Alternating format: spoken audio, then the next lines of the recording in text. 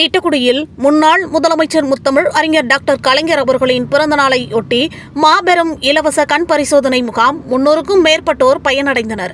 கடலூர் மாவட்டம் திட்டக்குடியில் முன்னாள் முதலமைச்சர் முத்தமிழ் அறிஞர் டாக்டர் கலைஞர் அவர்களின் 103வது பிறந்த நாளை முன்னிட்டு கண்ணீர் துடைக்கும் கரங்கள் அறக்கட்டளை, கடலூர் மாவட்ட பார்வை இழப்பு தடுப்பு சங்கம் மற்றும் பாண்டிச்சேரி அரவிந்த் கண் மருத்துவமனை இணைந்து மாபெரும் இலவச கண் பரிசோதனை முகாம் திட்டக்குடி நகராட்சி தொடக்கப்பள்ளியில் நடைபெற்ற இந்த முகாம் முன்னாள் அமைச்சர் மற்றும் திட்டக்குடி சட்டமன்ற உறுப்பினர் சி.வே. கணேசன் அவர்களின் வழிகாட்டுதலிலும் நகராட்சி கவுன்சிலர் சௌமியா தேவி சின்னு அவர்களின் ஏற்பாட்டிலும் நடைபெற்றது.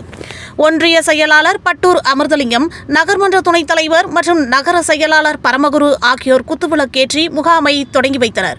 மருத்துவர்கள் ஸ்ரீயா, ஸ்ரீயான்சி ஆகியோர் தலைமையில் நடைபெற்ற முகாமில் ஆசிரியர்கள் கூட்டமைப்பு மாநில பொதுச் செயலாளர் வீரமணி சிறப்பு அழைப்பாளராக கலந்து கொண்டார்.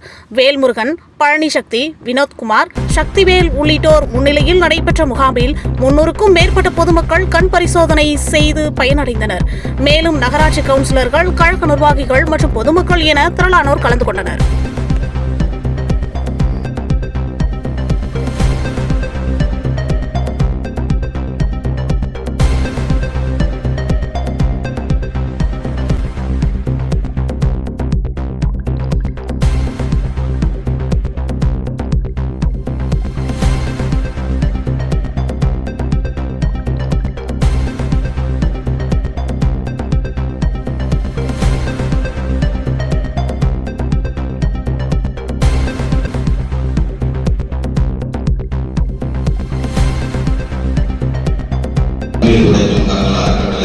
கடலூர் மாவட்ட பார்வை இழப்பு சங்கம் பாண்டிச்சேரி அரவிந்த் இருந்து சொல்லணும்னா, ஆட்சியில் இருந்தாலும் ஆட்சியில் இல்லைன்னாலும் பொதுமக்களுக்கு ஒன்றுன்னா ஓடி வந்து செய்கிற ஒரே கட்சி எதுனா திராவிட தான்.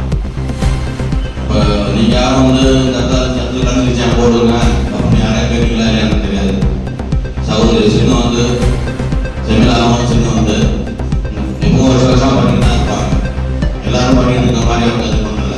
எப்பவுமே பொதுமக்களுக்கு வந்து சேவை செய்யுங்கிற ஒரு சிந்தனை உள்ள ஒரே கட்சியில் உள்ள உறுப்பினர்கள் அனைவரும் பொறுப்புள்ளவர்களாக இருந்தாலும் பொறுப்பு இல்லைனாலும் ஓடி வந்து செய்கிற ஒரே கட்சி எதுனா திராவிட முன்னேற்ற